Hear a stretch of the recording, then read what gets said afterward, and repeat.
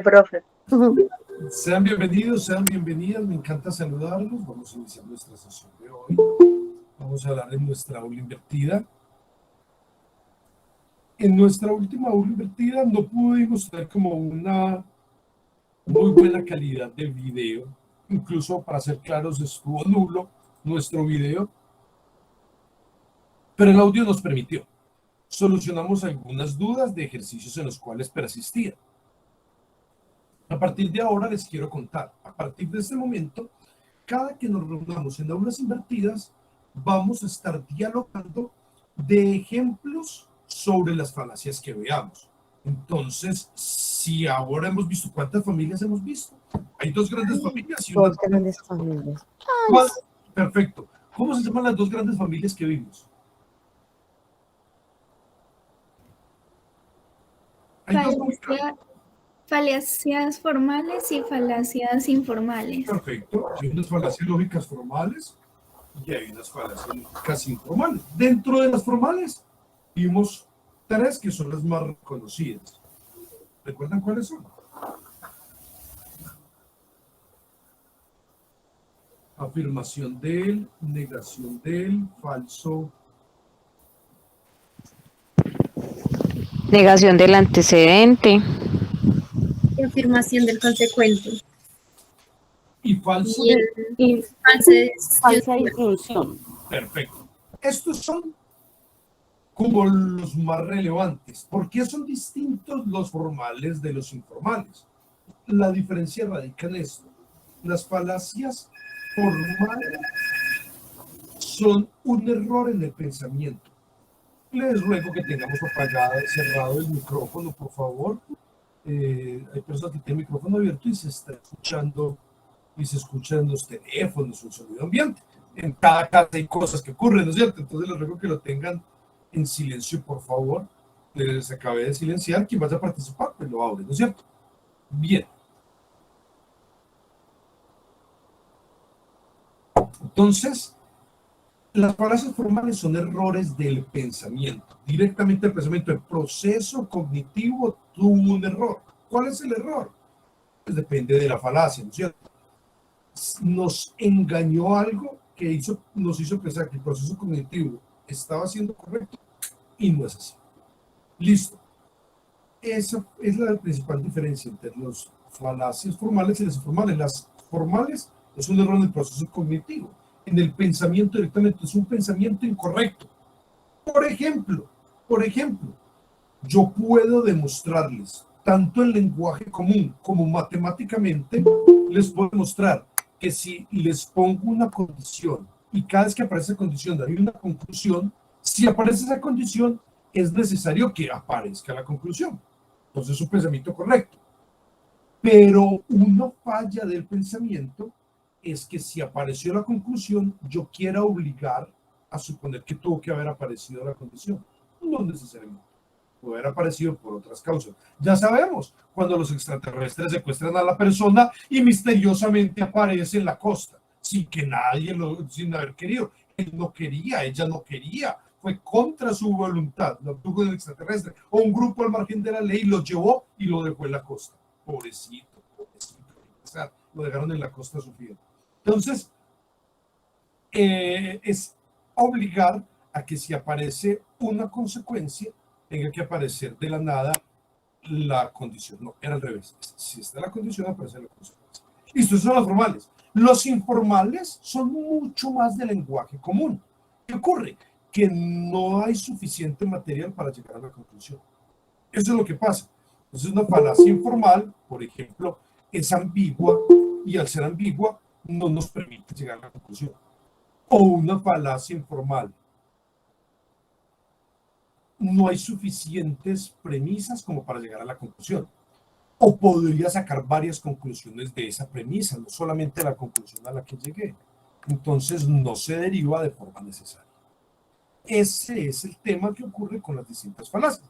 Entonces, ¿por qué ingresé a esto? Recordándoles a ustedes, o más bien haciéndoles saber que de ahora en adelante, cada vez que nos reunamos en doble invertida, vamos a dialogar ejemplos de estas falacias.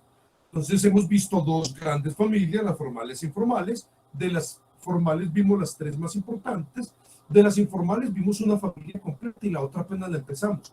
¿Me recuerdan cuáles son la familia que vimos completa y las que empezamos?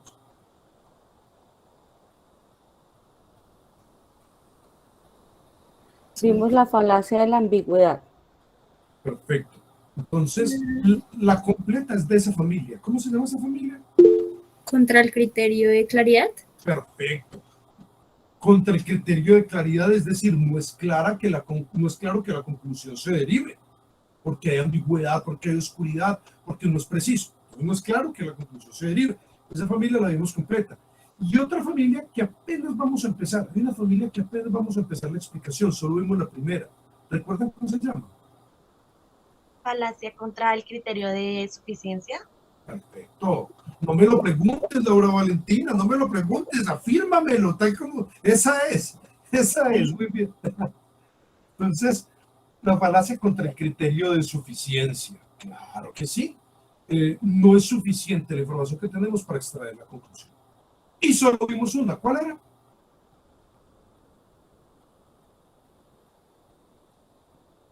Generalización. Apresurada, precipitada. Apresurada. Perfecto, muy bien.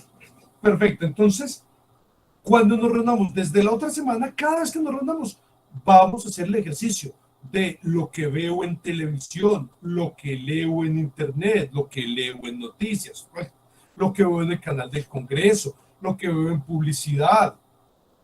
Bueno, ustedes sabrán de dónde lo quieren sacar. Hay campos muy fértiles, en la publicidad se ve mucho, en la política se ve mucho, hay telepredicadores que con mucha frecuencia también incurren en una serie de falacias. Entonces, donde ustedes quieran buscar, donde deseen. Lo importante es que cada vez que nos reunamos, vamos a dialogar un poco sobre dónde encontraron una falacia. Me van a decir, encontré tal falacia de la que vimos. Esta la encontré, esta otra la encontré allí. Entonces es buscar ejemplos, ¿listo? Ojalá de la vida cotidiana, si no, se los inventan. Si no encuentran de la vida cotidiana, se inventan, pero la idea es tener de cada una de las que hemos visto ejemplos y empezamos a socializarlos en la próxima sesión. Hoy vamos a hablar en torno a un texto que les había mandado nuestro monitor. Nuestro monitor les envió un texto muy breve, es un texto muy corto, que yo los había amenazado hace mucho rato, los tenía amenazados con este texto. Les había dicho por lo menos 3 o 4 veces que lo íbamos a leer y que íbamos a trabajar con él, ya estaban asustados. Un texto, ¿recuerdan del autor? Los que están en Lógica 1 también lo trabajamos ese autor. ¿Lo recuerdan? John Searle. Así es, John Searle. Muy bien. Y el texto tiene un tema fundamental. ¿Cuál es el tema? ¿Cómo se llama el tema que trabaja? La inteligencia Artificial. Ah, bueno, hasta ahí estamos perfectos. Hasta ahí todos estamos de acuerdo. Está sobrado. Sabemos, coincidimos en el autor y coincidimos en el tema. ¡Qué maravilla! ¡Wow! Vamos a ver si coincidimos de ahí en adelante. Ahí viene lo interesante. Al menos estamos hablando del mismo texto. El autor y el tema coincidimos. Veamos si de allí en más continuamos así. Bien, lo primero, vamos a lo literal. ¿Qué dice ahí? ¿Quién me quiere contar? ¿Me quiere empezar a parafrasear? Ana nos quiere contar. Ana nos va a contar una parte, Xiomara nos va a contar otra parte, y otra dama me había levantado la mano, pero tal vez le dio timidez. ¿Quién era la otra persona? Gloria. Entonces, Ana, puedes pensar, Ana, nos vas a contar una parte, nos vas a inducir en el texto de qué se trata, luego seguimos con Xiomara y luego con Gloria. Recuerden que es muy importante la parte de parafrasear, ¿no es cierto? Ser capaces de decir con nuestras palabras lo que hay allí. Un resumen, es decir, llevar a nuestras palabras, al menos en el segundo nivel, según los niveles de resumen que hemos estado viendo de Van Dijk, es muy importante llegar a parafrasear. Adelante, Ana, te escuchamos. Bienvenida. Bueno, profe, gracias. Entonces, en el texto de John Searle, de inteligencia artificial, primero hace un enmarque del momento en que se está viviendo del materialismo. Y en general habla que el cerebro no es importante para la mente, que la mente es simplemente un programa de ordenador. Habla también que la inteligencia artificial se une con el funcionalismo, en donde dice que puede ser completamente materialista en el tema de la mente. y creer que el cerebro para nada importa en ese tema de la mente. Y entonces empieza a funcionar diciendo que la mente, y empieza a hacer ciertas claridades, diciendo que la mente humana funciona de manera diferente a cómo funciona un ordenador. Y entonces habla que el modelo de las computadoras de la mente deja a un lado lo que es la conciencia y la intencionalidad. Eso es lo que lo diferencia de, de, eso es lo que diferencia la inteligencia humana de la inteligencia artificial. Mil Entonces, gracias. Paremos ahí un poquito, paremos ahí un pedazo. Hasta ahí va muy bien la definición que nos has dado, va muy claro lo que nos has planteado. Es así. ¿Coincidimos con Ana? ¿Hasta ahí coincidimos con el resumen que nos ha hecho? Perfecto, Ana. Muchas gracias. Ahora puedes volver a participar, miramos, ¿no es cierto? Xiomara, adelante, cuéntanos otro fragmento. Buenas tardes. Bueno, Sir también nos explica su punto de vista sobre la inteligencia artificial fuerte y dice que es la cual plantea que tanto la inteligencia artificial como la teoría filosófica del funcionalismo coincidieron en la idea de que la mente era solo un programa de ordenador.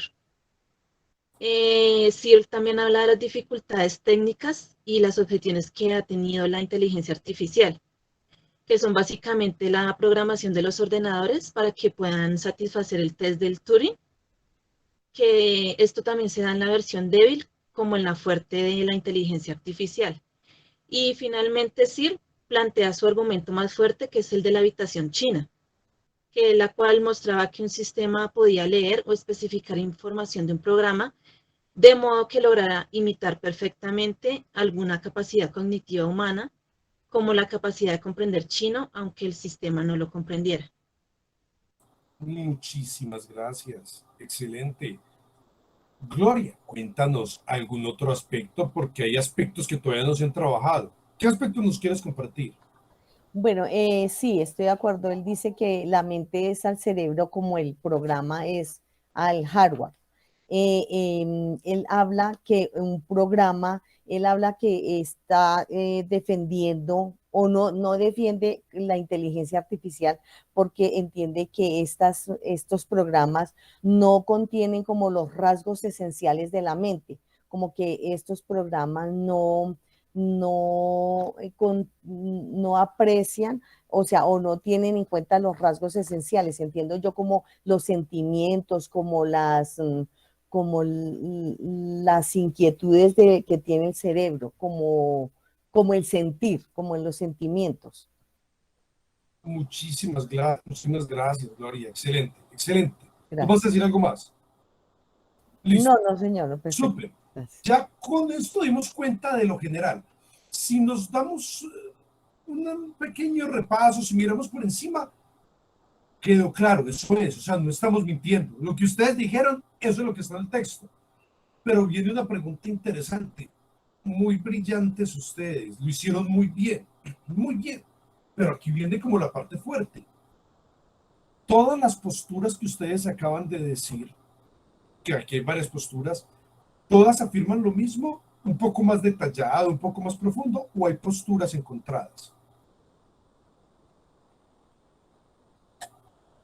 Si miramos, nos damos cuenta. Dale, Cristina. Ah, Cristina había levantado la mano. Te escuchamos, Cristina, adelante. Buenas tardes. Gracias, profesor. Bienvenido. No, pero quería pues adicionar que pues la inteligencia artificial pues ahora en el mundo pues es la actualidad, ¿cierto?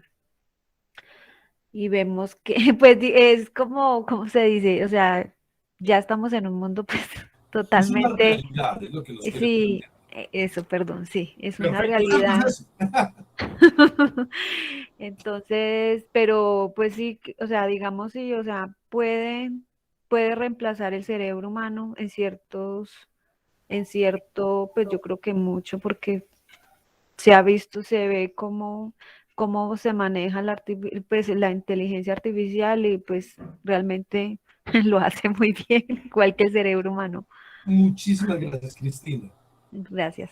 Entonces veníamos planteando una pregunta, ¿no es cierto? La pregunta era, aquí hay varias posturas, pero las posturas del autor, ¿cuál será? Porque aquí hay posturas contradictorias. Entonces, ¿cuál será la que él defiende? Él explica muy bien por lo menos dos ideas, pero ¿cuál es la que está defendiendo? Por lo menos podemos definir que hay dos ideas. Por una parte está por lo menos una idea materialista, por lo menos, y por otra hay una idea más fenomenológica. ¿Cuál de las dos ideas es la que defiende? Hay una idea que el autor sostiene, pero esa idea, ¿cuál es la conclusión? No sé qué conclusión sacamos de ahí. Está bien, se puede entender que él critica algo, pero ¿cuál de las dos posturas es la que está criticando? ¿Por qué? ¿Cuándo? ¿Cómo? ¿Qué es lo que ocurre? Y si es cierto, tal como nos planteaban hace un momento, como le decía Cristina, si el mundo es una realidad, hablar de la inteligencia artificial, es ridículo lo que dicen los autores que están en contra de la existencia de inteligencia artificial.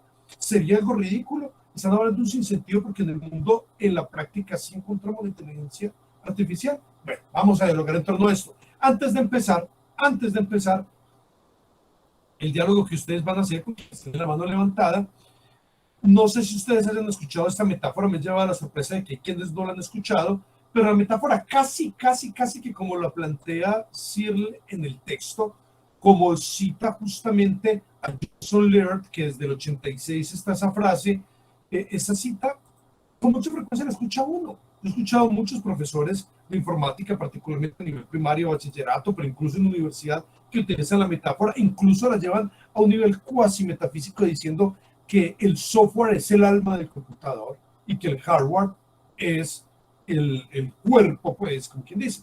Entonces vamos a ir a debatir un poco en torno a esto. Cuéntenme, por favor, cuál es la postura de él. ¿Él está a favor de qué? ¿En contra de qué? Alguien me había levantado la mano, me la bajó una dama, estaba antes, pero bueno, por ahora entonces Ana, Diana y Juliana. Adelante, comencemos con Ana. Por una parte, él hace esa analogía o esa comparación de manera metafórica para establecer como la relación que hace una máquina y la que puede emular fácilmente el cerebro, teniendo en cuenta la inteligencia artificial. Pero él establece que existe un problema de base y es el del frame problem, o el problema del marco, ¿no? Que por más que se logre tal vez emular, no va a lograr la inteligencia artificial resolver este problema del marco. Y lo dejo hasta ahí para que los demás compañeros Perfecto. puedan hablar. Pero sí hay un instante que me parece importante. Les voy a aclarar qué es esto.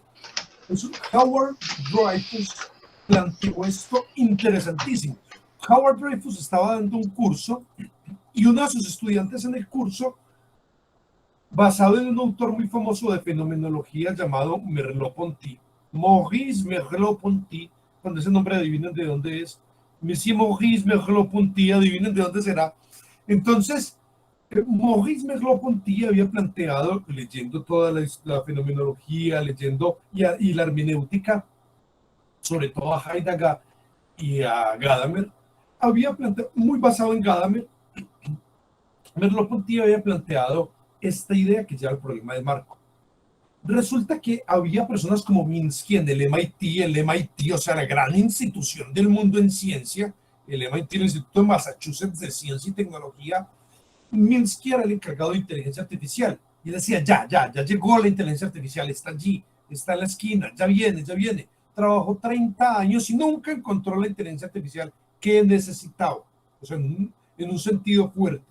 La buscó y no la encontró. Entonces el estudiante de Merleau-Ponty dijo, el problema grave es este. Hay un debate interesantísimo, una discusión entre Minsky y Dreyfus en textos y otro entre McDowell y Minsky sobre este mismo tema, mandándose cartas, papers muy interesantes, espectaculares, y lo que plantea Dreyfus y su estudiante es lo siguiente, para ser muy claros y para ser muy sencillos, cuando ustedes están en la vida real, no tienen que ponerse a pensar para responder ante un problema, de una forma misteriosa, que aún no conocemos cómo funciona totalmente.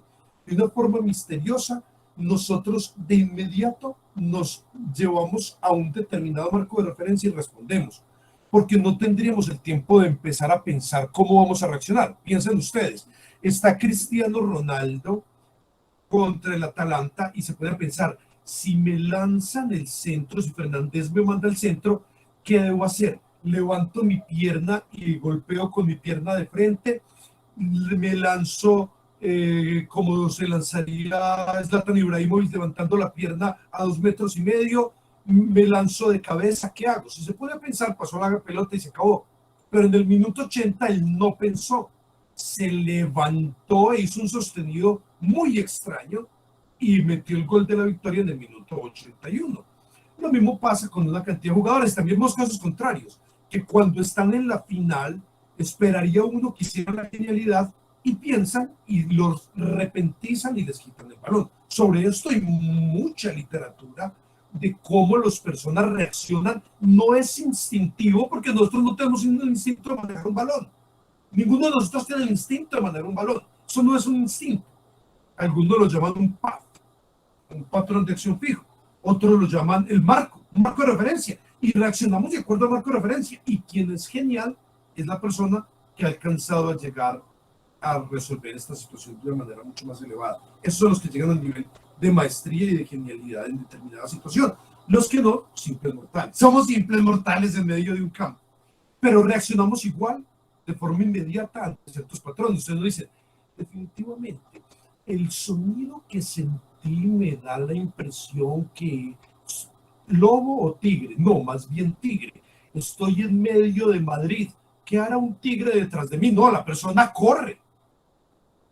No se pone a calcular ese tipo de cuestiones. ¿Será que es un humano que me está siguiendo? ¿Podrá ser un admirador o será un ladrón? No, pues la persona reacciona. Bien, en ese orden, no tenemos muchos admiradores que digamos como para que nos persigan. Entonces, muchos paparazzis por lo menos. En ese orden de ideas, reaccionan. Pero resulta que las máquinas nunca pudieron hacer eso. Son más rápidas que el ser humano, por supuesto. Les meten 10,000 veces más operaciones y en fracciones de segundo pueden hacer más, sí.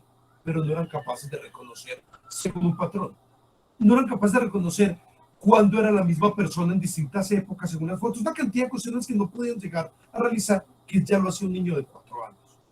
Entonces, ese era un problema serio, el problema del marco planteado por Dreyfus. Gracias, Ana. Sigue Diana. Cuéntanos, Diana, adelante.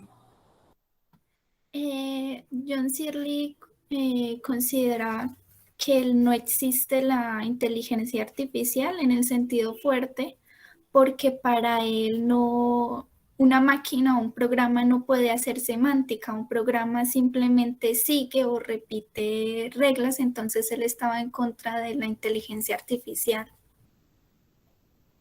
Diana, perfecto. Perfecto, Diana. Excelente tu intervención, supremamente concreta. Magnífica. Juliana, te escuchamos. Buenas tardes, profe y compañeros. Pues yo me estaba pensando, estaba muy cerca de lo que estaba diciendo Diana, porque él, digamos que al final hace como una conclusión de que así como la mente hace como funciones semánticas y en cambio el programa o la inteligencia artificial es de forma más sintáctica, o sea, como más es por seguir unos procesos. Entonces, él como que no estaba de acuerdo con eso y lo que hablaba el profesor o lo que dijo la compañera Ana María, de que lo del problema del marco, el problema de que una máquina no puede discernir y decidir, el problema de que es muy monótono, muy mecánico, como hacer las funciones. Entonces, igual también que nombraban lo de las emociones, que la máquina no puede expresar esas emociones como lo haría un humano. Entonces, pues creo que por eso también estoy de acuerdo o pienso que el punto de vista del autor era que no era posible realizar una inteligencia artificial como que realmente reemplazara a un ser humano. Magnífico, magnífico, magnífico, interesantísimo. Entonces aquí vienen las preguntas. ¿La inteligencia artificial es una realidad? Claro, en la actualidad es una realidad, o sea, es una realidad puño. Pero ¿qué tipo de inteligencia artificial? La inteligencia artificial que se plantea aquí es inteligencia artificial en el sentido fuerte. Por ejemplo, es una realidad que existen los bots. Entonces, si ustedes tienen un aparato, cualquiera que sea, tiene bots. Entonces, hay un bot que domina el aparato. Por ejemplo, si ustedes tienen cierta marca, tienen un bot que se llama Alexa. Si ustedes tienen otra marca, pueden tener una Siri, Alexa, bueno, pueden tener una cantidad de asistentes. Son asistentes hechos supuestamente para ayudar, pero verdaderamente están asimilando información todo el tiempo. Y entonces, ¿qué ocurre? Incluso dentro de las redes sociales, ellos no tienen autonomía total, no pueden manejar el 100% de la información de redes sociales, pero sí pueden acceder a varias de las bases de redes sociales. Listo. Pero aparte de eso, cada red social tiene su propio bot y también pueden acceder a parte de la información que tiene el sistema en general. Entonces ustedes están buscando, uy, se me rompieron las medias, me voy a comprar unas medias. Lo dicen en voz alta o lo graban en un audio, 5 minutos después están viendo anuncios de medias. Y si hablaron de medias rotas, nada raro que sean medias veladas de las que tienen rotos. Si ustedes estaban hablando de si me dañó la maleta, voy a comprarme una maleta, 5 minutos después aparece la maleta, quiero estudiar, les aparecen 20 anuncios de universidades. ¡Oh, qué misterioso! ¡Qué extraña situación! ¿Será el más allá? ¡Qué coincidencia! No, ningún más allá, ninguna coincidencia. Eso es lo que hace un bot. Se dedica a recopilar información para vender. Cogito ergo sum, decía René Descartes. Hoy en día somos compro, luego existo. Soy si compro. Soy si tengo X marca. Si tengo una marca, soy. Si no tengo marca, no soy. No soy ni valgo por lo que piense, por lo que sea, por lo que aprenda, por cualquier cosa. Valgo por lo que tengo puesto. Soy si tengo Tommy Hilfiger, si tengo Gucci, si tengo Armani. Si no tengo esto, no valgo, no soy nada. ¡Oh, qué crisis! No soy el niño Gucci, no soy el niño BMW. ¡Qué cosa tan horrible! ¡Qué crisis existencial! Solo soy persona si utilizo Yves Saint Laurent. Entonces, en ese orden de ideas, están hechos estos dispositivos para vender. ¿Es una inteligencia artificial? ¡Claro! ¿Existe? Por supuesto. ¿Procesa más rápido que nosotros? Sí. ¿Maneja más datos? Sí. ¿Nos ha convertido en parte del algoritmo y somos nosotros un objeto para ellos? Sí, un objeto de consumo. Y cada vez es más perfecto, cada vez nos vende de manera más perfecta. Sí. ¿Se mejora? Sí. ¿Se perfecciona? Sí. Pero ¿es inteligente? ¿Podría un algoritmo de estos pasar el test de Turing? Ese es el punto clave. ¿Cuál es el test de Turing? El test de Turing, recordemos que en una habitación, una persona, un juez, no sabe si está hablando con una máquina o está hablando con una persona. Si la máquina logra engañarlo, obvio que el juez es un experto. No es una persona cualquiera que la lleven allí a ver si la logran engañar. Es un experto que puede saber la programación, cómo es una programación. Entonces se podría determinar si es una persona o es una máquina. Y si logran engañarlo, ha pasado el test de Turing. ¿Podría pasar el test de Turing este tipo de inteligencia artificial? Esto. Adelante, Juliana.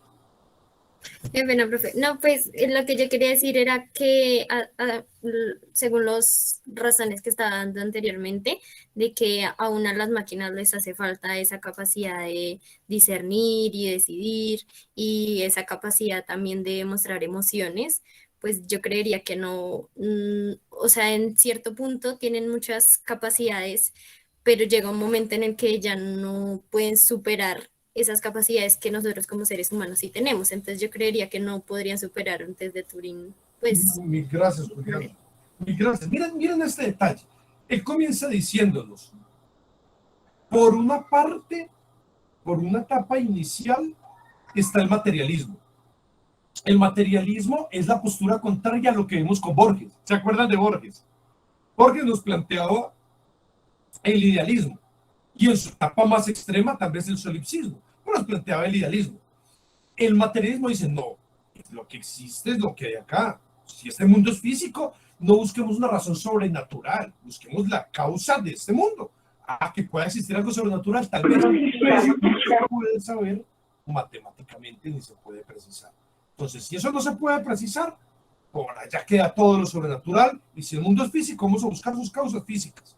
No vamos a buscar una causa sobrenatural, extrañísima, un ente sobrenatural que no se pueda comprobar porque no se puede medir. No vamos a buscar un ente que no tiene materia, que no tiene cuerpo, que es inconmensurable, que no tiene causa, no se puede medir, no se puede conocer, está por fuera de la ciencia. No vamos a buscar eso. Si el mundo es físico, busquemos sus causas físicas. Eso es lo que hace la ciencia, buscar las causas físicas de los asuntos y la explicación física de los asuntos, para tratar de conocer y, si es posible, controlar, hasta donde se pueda. El materialismo dice, solamente nos quedamos en lo físico, todo lo demás es especulación, no se puede comprobar, es creencia, especulación, y la creencia y la especulación no sirve para la ciencia. Incluso, para ponerlo claro, hay autores tan extremos en este sentido del materialismo que dicen, todo lo que no sea comprobable, lo que no pueda ser demostrable, quémenlo. Hay autores que siguen al extremo, todo lo que no sea demostrable es simple opinión. Entonces, perfecto, esta es la postura del materialismo. Esta postura materialista nos decía que no tenía un sustento único, una explicación única, hasta que en las ciencias cognitivas, una rama que se llama la ciencia cognitiva, que se llama los sistemas cognitivos artificiales, dieron una explicación y decían, es que hay una comparación entre el cuerpo, el hardware y la mente y el software. Listo, pero esta es la postura de decirle, no. Él la planteó, pero para criticarla. Searle está en contra del materialismo. Eso es lo interesante, que podamos sacar las relaciones. Searle está en contra del materialismo. Ese es el punto clave. Eso es como la parte más interesante, que podamos ver verdaderamente qué sostiene el autor. Una de las principales críticas es el problema de marco. Otra crítica que también la vemos con Dreyfus es que las máquinas ni siquiera tienen estados mentales intencionales. Un niño de 3 años ya tiene estados mentales intencionales.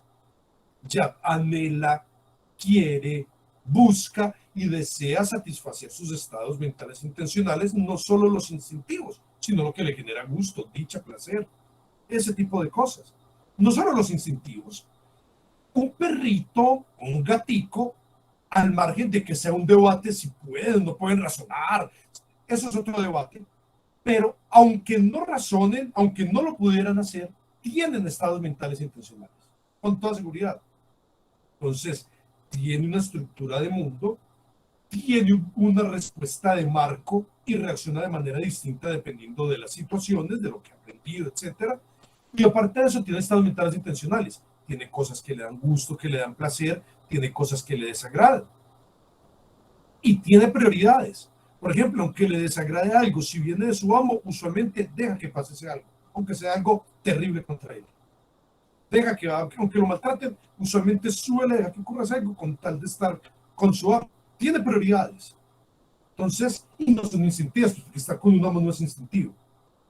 Entonces, en ese orden de ideas, nos damos cuenta que es la primera crítica de Dreyfus. Hasta seres irracionales en el sentido clásico de la racionalidad, en el sentido de no tener un lenguaje articulado, un lenguaje fónico articulado, ya tienen estados mentales intencionales. Hasta esos seres tienen estados mentales intencionales, una máquina no. Entonces, lo primero es que esa crítica del problema de marco y de los estados mentales intencionales no alcanza ni siquiera eso, ni una máquina, ni una programación. Es decir, como les planteábamos en él, la máquina tenía una prioridad y tenía una prioridad por encima de todo, sobrevivir.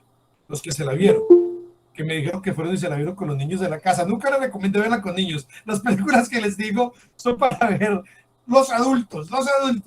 Entonces, sí fui yo, profe. Mi querida Carmen, así es, la vista con los niños, qué pecado. De pronto, espero que no se hayan quedado traumatizados. Espero que no les haya dado muy duro. Así es. Entonces, no, señor, no, ¿para qué no? Ah, bueno, menos mal. Me tenías preocupado. Me tenías asustado, mi querida Carmen, que pronto les hubiéramos hecho un daño allí. Por culpa mía. Entonces, retomamos el asunto en el que veníamos. Estábamos mencionando justamente que en él había una prioridad para la máquina que era sobrevivir. Por encima de cualquier otra cosa, su prioridad era sobrevivir, era tener una existencia. Y engañó, hizo todo lo que fuera necesario para sobrevivir. Y sin embargo viene la pregunta, ¿lo hizo porque así fue programado o se salió de su programación?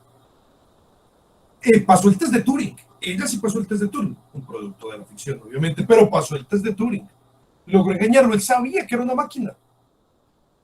Pero aparte de saber que era una máquina, quedó convencido que tenía estados mentales intencionales, que era un ser que sentía. Bien, entonces, ese tipo de inteligencia artificial que usualmente se maneja como los bots, no pasa en un test de Turing. Un bot no pasa un test de Turing porque es inteligencia artificial débil, es decir, una máquina hecha o un programa hecho para solucionar una situación. Que aprende muchas cosas, que es muy rápida, que soluciona muchas cosas, por supuesto. Es muy apropiada para quienes nos quieren ver como un objeto de consumo. Por eso, por ejemplo, el escándalo de Cambridge y Google Analytics, cuando se dieron cuenta que Facebook vendía la información de las personas y que éramos un producto. Y que por eso nos llega todo tipo de publicidad para que nos venden como producto. Entonces, es un escándalo, todo lo que quiera. Somos un buen producto para ellos y aprende y nos sirve para eso, pero solamente un programa, un instrumento de venta. Nada más eso, es un instrumento de venta. No pasa un test de Turing. Entonces, esto es como la parte clave. Este tipo de inteligencia artificial es un instrumento al servicio de algo, de la venta en este caso, pero no pasa un test de Turing. Entonces, ese es el punto clave que nos plantea Shirley. Una máquina podría pasar el test de Turing o un programa podría pasar el test de Turing. Y ahí viene el argumento de Shirley, que ya nos contaron grosso modo de qué se trata. ¿Alguien quisiera decirnos cuál es el argumento de Shirley? ¿Cuáles serían las premisas? ¿Cuál sería la conclusión? Adelante, Ana, te escuchamos. Bueno, sí le dice que dado que un programa es algo puramente sintáctico, que hemos hecho mucha referencia a eso, entonces viene que está literalmente, o sea, él va a cumplir los patrones para lo que él fue programado. Le dan una orden y él obedece a ese input y ese output. Tiene un input y un output, claramente lo dice. Entonces dice que la mente tiene contenidos semánticos o mentales, lo que hablábamos ya llevándolo al problema del marco, o sea, difiere los contextos, entiende el contexto y de acuerdo a eso reacciona. Entonces dice que cualquier intento de producir una mente, como si fuese un programa de ordenador, pues deja esos rasgos que son esenciales y propios de la mente humana. Perfecto, perfecto, tal cual. Eso es. Entonces teníamos el argumento de la habitación china. ¿Para qué lo usa? Para ejemplificar. Recuerda que vimos hace 8 días los argumentos por comparación o por ejemplificación. Recuerda que lo hemos visto. Para eso justamente utiliza la habitación china. Ese no es el argumento, es el ejemplo para que se nos vuelva digerible, para que cualquier persona, sea o no sea experto en sistemas, lo entienda. Entonces nos dice, supongamos que ya lo hemos hecho alguna vez, supongamos que estamos encerrados en la habitación china.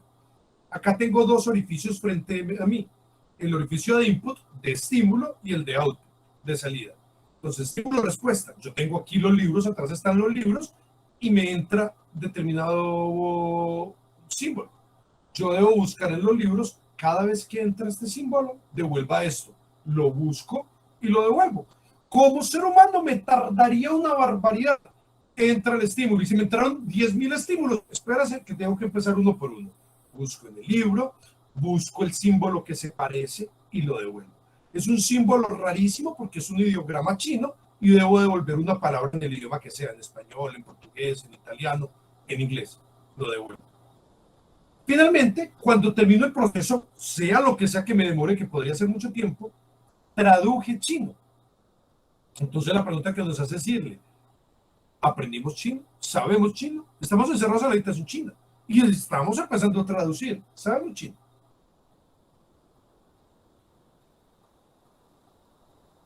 No, profe, no. No sabemos chino. Aún siendo muy optimista, digamos que llevamos 10 años en este trabajo y que nos aprendimos 1, 2 o 10 símbolos o 20 ideogramas. Aunque nos supiéramos varios ideogramas y lo podemos hacer fácil, ya sé 100 ideogramas. Puedo más fácil hacer el proceso y me demoro menos. Por saber 100 ideogramas ya aprendí chino. No es meramente memoria kinésica ya. Claro. Es simple memoria kinésica, es un trabajo, es memoria para realizar un trabajo, ¿no es cierto? Es una memoria de trabajo. Solo una memoria de trabajo.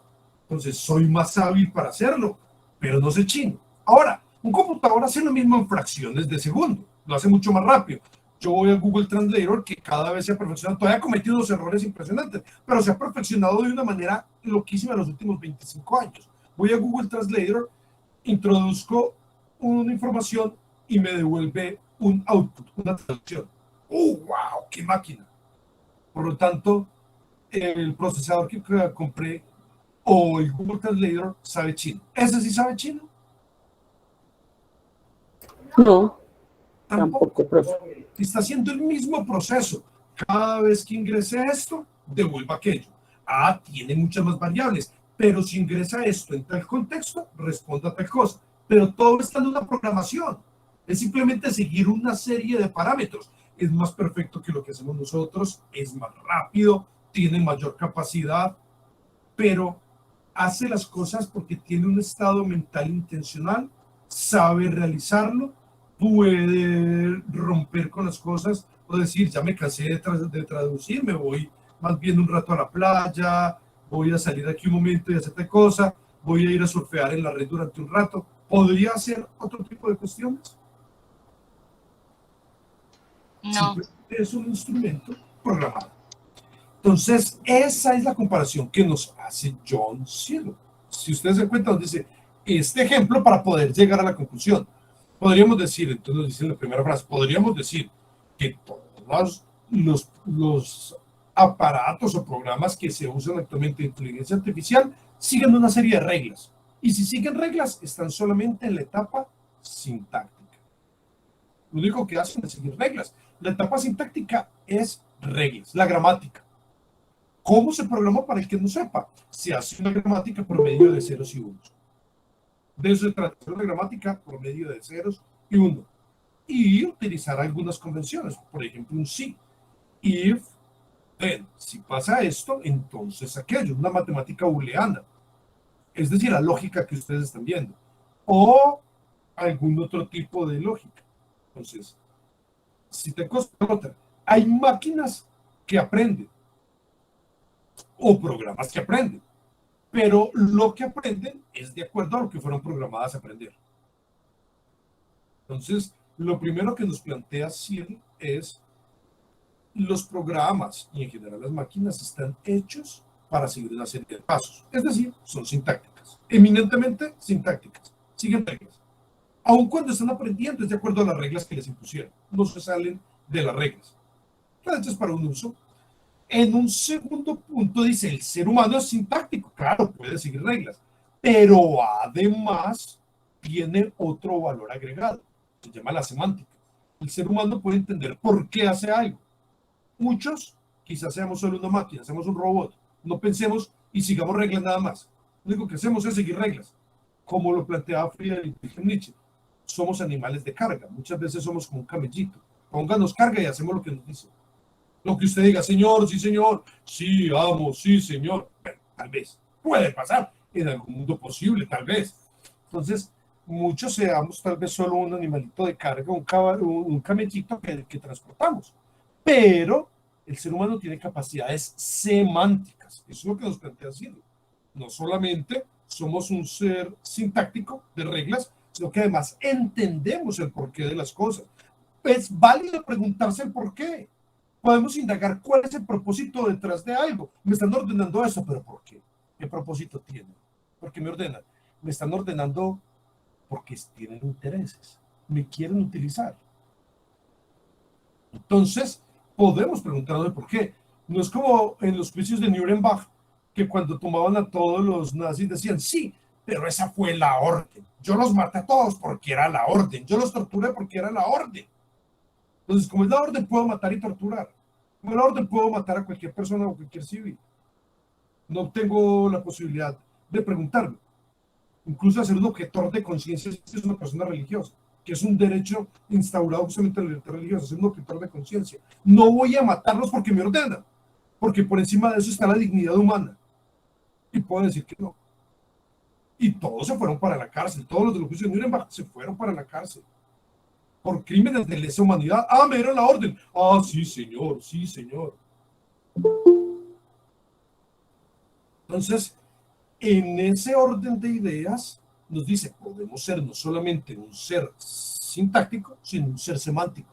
Puedo entender el por qué, puedo buscar las razones, etcétera, etcétera, etcétera. Ahora, de la semántica, no, de la sintaxis sola, de las reglas, nunca va a salir la semántica. Por sí misma no va a salir. Con programar una serie de reglas no va a aparecer de manera mágica de la nada. ¡Puf! Apareció la semántica. Seguir reglas, por lo tanto, entendí. No. Son dos niveles muy diferentes. ¿Cuál es la conclusión a la que llega? La conclusión a la que llega es que las máquinas, si solo siguen reglas, no piensan, sino que lo único que hacen es sintaxis. ¿Sí? ¿En dónde aparece? En el texto está, literalmente, en el texto lo dice. Dice, podríamos suponer que se los voy a compartir, pero ahorita me les comparto la pantalla para que lo vean. Este es el correo que les habían enviado. Entonces es el correo que les habían enviado con la parte de redescubrimiento de la mente, y se los voy a poner un poco más grande si me permiten, y los voy a leer. Dice, podríamos suponer que el programa es tan bueno que las respuestas son indistinguibles a las de un hablante chino nativo. Entonces es un programa tan magnífico que hace todo como un hablante, puede traducir. Aunque así sea, ni la persona que está dentro, ni ninguna parte del sistema comprende chino. Es decir, está siguiendo reglas, no tiene semántica.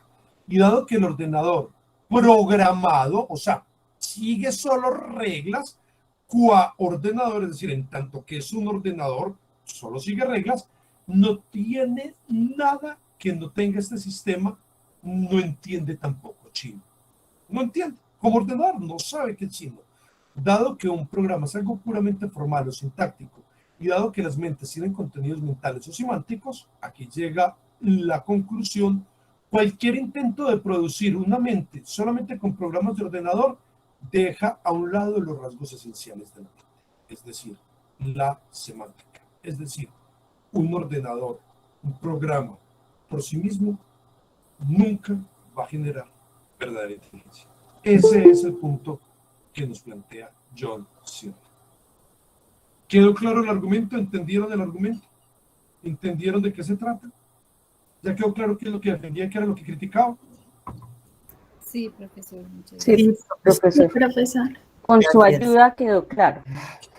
Entonces la idea es que, y con la ayuda de todos los compañeros que lo decían, Ayuda de todos, sí. entonces la idea es justamente esa, que ustedes cuando lean un texto sean capaces de parafrasearlo. Ya vi que lo parafrasearon muy bien, el resumen estuvo magnífico, pero no es solo eso. Ya soy capaz de hacer la parte que es un poco más de sintaxis, de resumir. Pero démosle sentido a eso. ¿Qué es lo que está defendiendo el autor? ¿Cuál es su postura? ¿Qué es lo que critica y qué es lo que apoya? Adelante, Ana. Pues en la última parte del texto él dice que si se sigue apoyando que eso pueda ser una realidad, entonces es cuando habla del materialismo eliminativo. Entonces diría que eso nos conllevaría a tener un materialismo eliminativo y a decir que la mente no existe en lo absoluto, o sea que todos somos máquinas entonces. Perfecto, perfecto. Acá viene la clave. El argumento de Searle, que es la parte crítica, ¿no es cierto? El argumento de Searle ya lo entendimos. Distinto semántica de sintaxis. Máquinas solo sintaxis. Humanos semántica. De la sintaxis no sigue semántica, por lo tanto, de un programa no va a seguir inteligencia. Ese es en el sentido fuerte, ¿no es cierto? Esa es la idea que plantea el autor. Eso es lo que sostiene el autor. Hasta ahí clarísimo, yo creo que no hay ninguna duda. Les pregunto, ¿es un argumento fuerte o es un argumento débil? ¿Es un argumento poderosísimo o es un argumento débil? Es un argumento muy, muy fuerte, profe. Un argumento poderosísimo, es difícil de tumbar. Es difícil de tumbar. Es un argumento monstruosamente contundente, es un argumento muy sólido. Solo podríamos pensar en dos formas, al menos yo creo, solo podría conseguir dos formas de tumbarlo. ¿Cuáles podrían ser? El argumento como se ve es fortísimo, ¿Cómo podría tumbarse? Que salga una computadora que venza el test de Turing. Pero podría ser, eventualmente podría ser. Pero, ¿en qué consistiría entonces la forma de tumbarlo? Claro, pensemos, excelente, o sea, lo que nos estás planteando es totalmente cierto, Esteban. Estás mostrándonos un contraejemplo, estás haciendo pensamiento científico. Muy bien, muy buena tu respuesta, claro. Pero pensemos en cuál podría ser la razón detrás de esto. Adelante, Diana. Podría ser que de pronto en realidad los humanos no fueran semánticos. Perfecto, perfecto. La única posibilidad en este caso que existiera una inteligencia artificial con este argumento, a menos la más inmediata, es decir, que nosotros, en resumidas cuentas, somos máquinas. Que nosotros, en resumidas cuentas, somos robots. Que nosotros creemos que pensamos, pero solamente que creemos. En realidad, estamos siguiendo una serie de reglas. Somos unos seres programados por los instintos, por el destino, por las divinidades, por lo que sea. Somos seres programados. Si solo somos una máquina, si todo está escrito y solamente somos una máquina siguiendo una obra, en ese caso, eventualmente podría crearse otra máquina que siga otra obra y que crea que es semántico. Volvemos nuevamente al soñador soñado. Cristina, cuéntanos. Profesor, y también, digamos, pues si el programa pues simula tener emociones, ¿cierto? Porque veo que o los robots tengan emociones, así como los robots que se están creando para los adultos mayores, que hace poco vimos en las noticias que están ayudándole a los adultos como a acompañarlos, que hacerlos reír, pues, o sea, vi un poco la noticia, ahorita no me recuerdo muy bien, pero es como que están acompañando para darle, pues, o sea, como para hacerlos reír, para acompañarlos. Entonces, sí, ellos están como generando como emociones, entonces ahí debe ser, es como una fuerte, ahí es. Un detalle muy interesante lo que tú planteas. Por ejemplo, dentro de la tanatología, es decir, la ciencia que acompaña a la persona que se va a morir, que hace todo el tratamiento psicológico a la persona y lo lleva hasta el momento de morir, dentro de la tanatología han hecho inteligencias artificiales, han hecho bots, cuya principal característica es que, por decir algo, toman todos los videos, los audios y toda la información de los familiares vivientes de un ser que ya se murió y crean una imagen de ese ser con su voz o la mayor aproximación a su voz y con todos los datos que tuvieron los demás de ese ser, y le habla a sus seres queridos, particularmente a quien va a morir, y lo lleva de la mano para que tenga una muerte tranquila. Habla con la persona, le comparte, es decir, lo acompaña. ¿Es un negocio? Probablemente es un negocio. ¿Es una terapia? Tal vez sea una terapia. Eso es un debate ético. ¿Es una terapia o es un negocio? Listo. Ese es un debate ético. Pero viene la pregunta, ¿esa máquina está pensando, está sintiendo, o esa máquina fue programada para engañar a las personas haciéndoles sentir que piensan que sienten? Está meramente programada. Entonces, volvemos al mismo, tal cual a la habitación china, tal cual.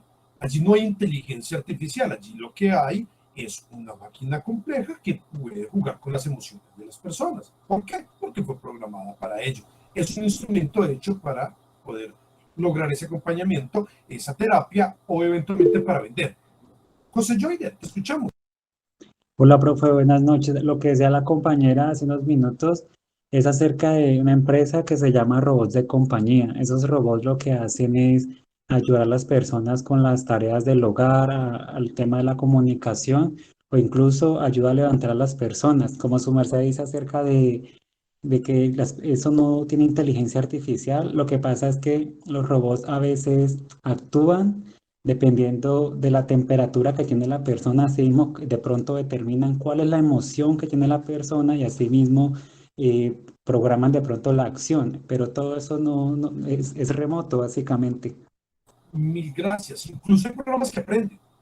Incluso hay programas tan interesantes, les cuento. Por ejemplo, este programa fue programado, disculpe la redundancia, pero para que se entienda, este fue programado específicamente para aprender de tales cosas, mientras que ese fue programado para aprender de otras. Y están hechos de manera tal que pueden unirse, de manera como si copularan, y surge un nuevo programa con lo que aprendió cada uno y puede aprender cosas para las que no había sido programado para aprender. Sin embargo, es lo que había sido programado el otro. O sea, siempre está siguiendo una serie de reglas. Por lo tanto, la única manera en la que se podría romper esto, la única, es si de seguir reglas se puede sacar semántica. Si realmente no somos seres tan racionales como creemos, sino que somos unas simples máquinas. Somos menos de lo que creíamos. Si no somos tan especiales como creíamos. Si somos unas simples máquinas, si aparentemente tenemos semántica, pero la semántica es solamente una sintaxis más profunda, una superposición de sintaxis, en ese caso sí se podría. Entonces, ese es como el punto más fuerte para tumbar, y eso es lo que llama Searle, que es con lo que va a criticar el siguiente capítulo, el materialismo eliminativista, que dice que nosotros simplemente no tenemos conciencia, somos unas simples máquinas, somos una cosa que aprende, pero porque estamos programados para aprender. Entonces, hay autores que no coinciden con el argumento de Searle bajo esa premisa, tumban la premisa 2. Para ellos sí se podría pensar que semántica es sintaxis, porque nada más es una operación más profunda, pero es lo mismo, es decir, nosotros realmente somos máquinas. Entonces, bajo esa premisa que fuéramos máquinas, bajo esa premisa de considerar al ser humano como un simple objeto, podría considerarse que tal vez sea así. Ana, cuéntanos. Ay, profe, se me levantó la manito sin querer. Pero no, a propósito de lo que estaban diciendo, no sé cuántos habrán visto los supersónicos, pero el robot de compañía Robotina hacía lo que estamos viendo hoy en día. Inclusive llegaba a bañar a Tim y todo, pero ya no sabía que tenía que bañarlo, estaba programada para eso.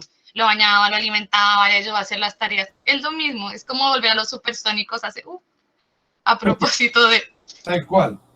Y otra posible búsqueda para hacer otro tipo de inteligencia artificial y que sí sea factible, la tienen como respuesta sistemas como los exerrobots.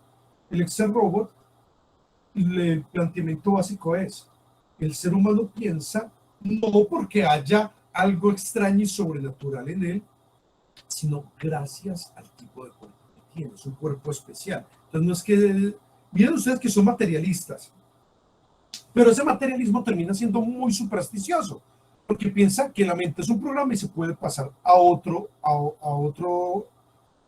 hardware. Es decir, yo puedo terminar grabando mi mente en la nube. Entonces, o pasarlo a un cuerpo robótico, cualquier cosa. Lo típico de la ciencia ficción. Esa idea, esa noción es una idea que termina siendo muy sobrenatural, porque consideraría que la mente no es un producto físico, sino que simplemente es una cosa rara que se puede grabar y pasar. Y que somos solo eso, que somos solamente un programa. Eso es lo que consideran últimas. ¿Cuál es el punto grave acá? El punto grave de este asunto es que no consideran la importancia del hardware. Entonces los exerrobots son totalmente contrarios. Dicen, en efecto, el ser humano sí es semántico, pero esa semántica se debe en gran medida al cuerpo, a la manera en que percibe el mundo, en que entiende el mundo, al cerebro, al sistema nervioso central.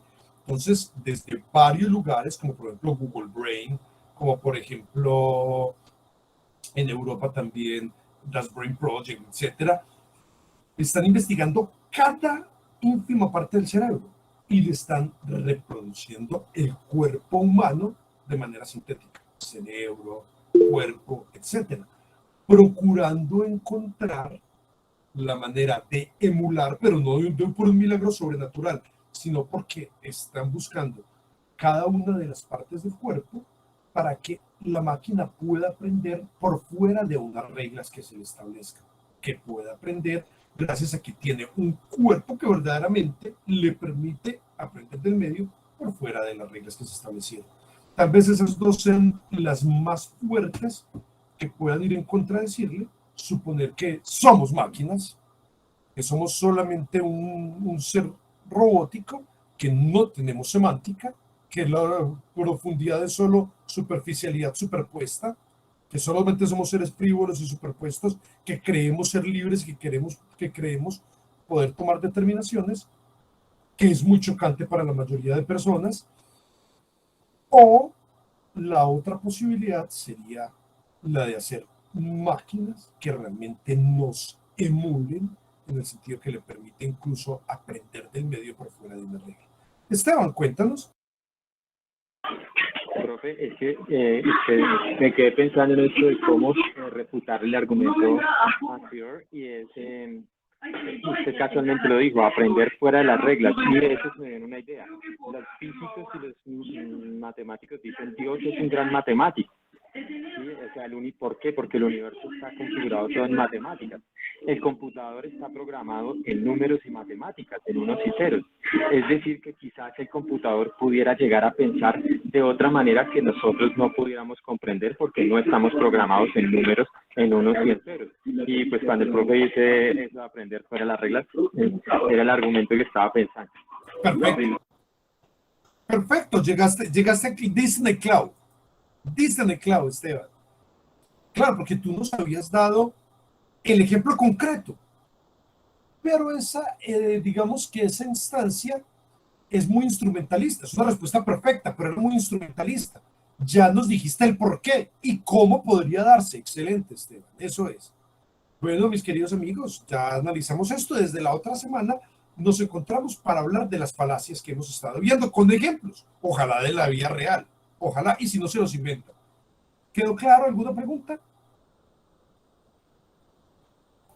Muchas gracias, profesor. Todo claro, profe, muchísimas gracias. Bueno, me encantó saludarlos, una magnífica noche, un enorme Muchas abrazo. gracias, profesor. Profe, yo sí tengo una pregunta, sin rayar en la imprudencia. Bueno, es que usted de casualidad nos tiene una fecha estimada más o menos para el debate, profe. Ah, bueno. Sí. Entrando en temas álgidos. Sí, yo creo que estaríamos acabando nosotros más o menos el 6, del 6 al 13 de noviembre. Entonces yo creo que podría ser, yo les tendría unas 3 fechas, yo les pondría unas 3 fechas, tal vez para la última semana de noviembre. Tal vez a la última semana de noviembre haríamos el debate. Entonces, yo les tendría unas 2 o 3 fechas dependiendo de la cantidad de personas que lo vayan a presentar. Ah, ya, profe, y referente a lo que usted está diciendo, ¿es que van a haber excepciones? ¿Va a haber personas que no lo van a presentar? No. Es que me surgió la inquietud por lo que acabo de comentar. No, me refiero a que hay personas que se han ido retirando, no puedo determinar ya, perfecto. El número exacto. Inicialmente con el número de personas yo pondría unas 3 fechas, pero de pronto por el número de personas que terminen puedan hacerlo en 2. Entonces pues ya lo revisaremos. Si necesitamos 2, 3 o 4 encuentros, les plantearé tentativamente los encuentros, y si alguien me dice, no, el día que me correspondió, de verdad que no puedo, es la madrugada en mi país, perfecto, lo pasamos para el otro, lo coordinamos. Pero entonces sería más o menos así, unas 2 o 3 fechas, creo que con eso podríamos abarcarlos a todos. Perdón, profe, ¿y de cuántas páginas puede ser el ensayo? No, el ensayo es supremamente concreto, el ensayo es supremamente corto. El ensayo sea, digamos, unos 5 párrafos. En el texto que se llama el ensayo, en el video, que se llama el ensayo argumentativo, ahí les aclaro cómo es el ensayo. Lo que yo quiero es que ese microensayo sea muy bien planeado. Entonces, si ustedes ven el video, los que ya lo vieron o los que lo vayan a ver, en el primer correo se los había enviado, en el video del ensayo argumentativo, yo les aclaro todos los pasos para planearlo. Entonces, decir, ¿cuál es el tema? En ese tema, ¿cuál es la tesis que vamos a defender? Vamos a estar hablando, el tema general es, de acuerdo a lo que ocurrió con Pandora Papers, algunos van a decir, no, es una decisión personal, yo veré si quiero o si no quiero depositar mi dinero en el país, y otras personas van a sostener, no, es que eso es un fraude, eso es no depositar dinero en el país, es una forma de corrupción. Entonces va a haber 2 puntos de vista, a favor y en contra. Y la planeación que es decir, este es el tema, esta es la tesis que voy a defender, a favor o en contra, me he basado en esto es lo que he leído, esto es lo que he mirado, el argumento que voy a defender es tal. Cuando vean el video del ensayo argumentativo va a ser muy claro para ustedes. La otra semana les cuento mejor, les cuento del ensayo mejor, le dedicamos un espacito a esto, como hoy nos dedicamos sobre todo para aclarar eso, nos dedicamos sobre todo para el texto. La otra, nos dedicamos un espacio más amplio para hablar de este tema, ¿les parece? Bueno, profe, Listo, gracias. Para aclararles bien las dudas. En cuanto a los exámenes, este es el momento oportuno para presentar el examen 1. Pues ya lo presentaron bien, pero este es el momento oportuno. O cuando ya hayamos puesto en común los ejemplos de ustedes, puede ser la otra semana. La otra semana ponemos en común los ejemplos, vemos cómo han ejemplificado las distintas falacias. ¿Cómo son los exámenes para quien no los haya visto? Los exámenes son esto, un pequeño texto en el cual debemos decidir cuáles son las premisas y cuál es la conclusión. Ordenar el argumento. Estas son las premisas, por ejemplo, esta es la premisa mayor, la menor, la conclusión. Organizar las premisas, organizar el argumento. Y otros fragmentos más cortos en los cuales aparecen falacias. Entonces, sería bueno que esperaran a la otra semana que pongamos en común las falacias y una vez las pongamos en común, lo trabajamos. Ya podemos empezar a presentar los exámenes. Profe, una pregunta. Mil gracias. Sí, un detalle, permítanme. Ya, mi querido Alexander, si alguien tiene dudas, ya, ¿cómo se parafrasea un argumento? Es lo que hemos visto todo el semestre. Pero si alguien no se acuerda cómo se organiza un argumento, en los últimos 30 minutos del video que se llama Fundamentos de Argumentación 2, los últimos 30 minutos, y los primeros 20 del que es Fundamentos de Argumentación 3, en ese les explico detalladamente cómo se organiza un argumento. Adelante, Alexander, te escucho. Profe, era del argumento de los Pandora Papers, o sea, uno puede escoger cualquiera, si está a favor o en contra, cualquiera de los dos. Yo los voy a elegir. Ustedes por ahora van a ir leyendo para informarse, ¿vale? Pero Listo. de manera arbitraria yo puedo decir, Alexander, Ana María y Lina van a decir que están totalmente de acuerdo, que eso no es corrupción, que cada uno verá lo que hace con su dinero. Y Ana Cristina y María van a decir que están en contra. Pues es un ejemplo. Yo les voy a organizar el grupo. Y profe, o sea, el argumento tenemos que parafrasearlo, o sea, ir leyendo, consultando y nosotros parafrasearlo, y debe ser corto. Por ahora se van preparando y van diciendo, si me tocara a favor, ¿qué diría? Y si me tocara en contra, ¿qué diría? Pero el argumento debe estar bien estructurado, o sea, con las premisas, la conclusión. Tal cual, así es. Ah, ya, gracias, profe. Gracias a ustedes. Un abrazo muy grande, me encantó verlos y les deseo lo mejor. Mil felicidades. Gracias, profe. Gracias, profesor. Profesor, muchas gracias. Buenas noches. Gracias.